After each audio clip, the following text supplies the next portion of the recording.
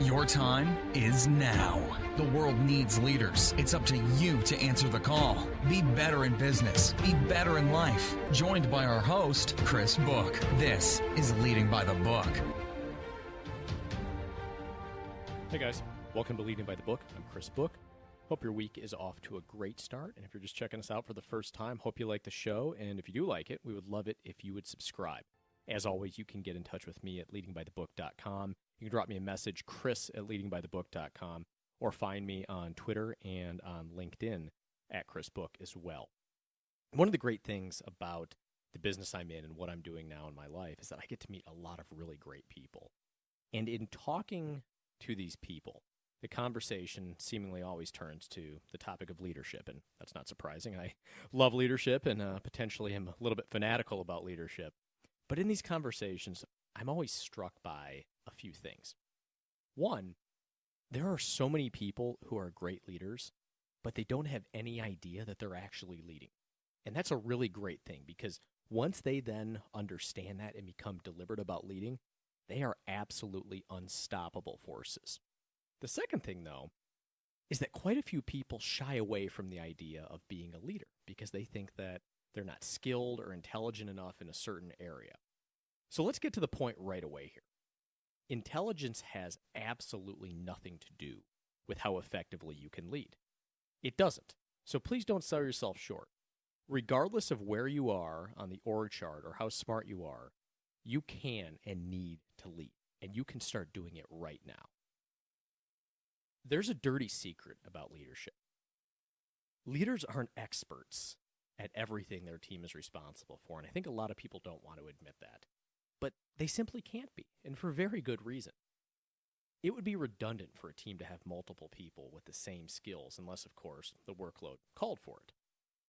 But leaders focus themselves not on specific functions of the team as much as they do on putting the people on their teams in a position to shine. They ask questions so that they learn. They align with the strategic direction of the organization. They help their people develop professionally and personally. None of these things that are so vitally important to being leaders requires them to be an expert in anything. It's entirely possible to lead a team where you don't have much, if any, knowledge about the subject matter at hand.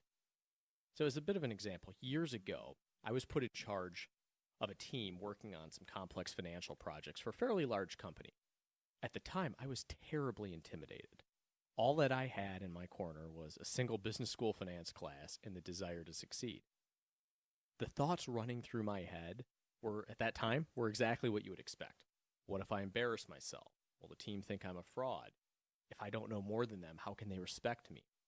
For many, those thoughts will derail the train before it even leaves the station, and it certainly nearly got me to that point as well. I was a few weeks into this role, and I was doing some fairly serious soul-searching while hammering through finance textbooks and case studies at night, when I started to reflect on effective and ineffective executives that I had worked for and with. And I realized that there's almost an odd paradox, but for some reason, the more intelligent the, quote, executive is, the more ineffective they actually are. And so I've worked for some geniuses, true geniuses in every sense of the word, people whose IQs were probably more than most of the other people in the room combined. Yet despite this infinite intelligence that they seem to possess and this unreal numerical capability and whatever it may be, their companies were failing. And it puzzled me. And then on the other side of this coin, I've worked with some truly tremendous executives, the type of leader that you would absolutely take a bullet for or run through a brick wall for if they asked you to. But they weren't experts in any single area at all.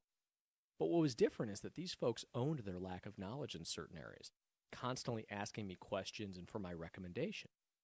And in many cases, they'd even take me to their supervisors to have me tactfully explain something that they didn't think they eloquently could. Unsurprisingly, their teams and the companies they worked for thrived. Did this make them appear weak as leaders? Did it undermine them? No, it was actually quite the opposite. This humility cemented our relationship and also their role as a leader within our team and our organization. It showed that they valued the success of the organization above their own pride, and that has tremendous value. So this idea of this lack of intelligence or lack of knowledge hurting you, it can actually be a tremendous asset if you humbly own that. So after this reflection, it was clear to me. I didn't need to be the expert. I needed to help the experts be even bigger experts. And that's what leaders do. To lead, the only real expertise that you need is expertise in the art of leading people. And that's what this show is about. And that is what we all need to aspire to do better. Don't let this intelligence fallacy cloud your perspective. You can lead and you can win. And we're going to help you. Appreciate you guys tuning in this week. That is all we've got for the show this week, but definitely circle back next week. We'll have some more content for you. I'd love to hear what you think of the show. Like I said, drop me a line, chris@leadingbythebook.com. You can find me on LinkedIn and on Twitter.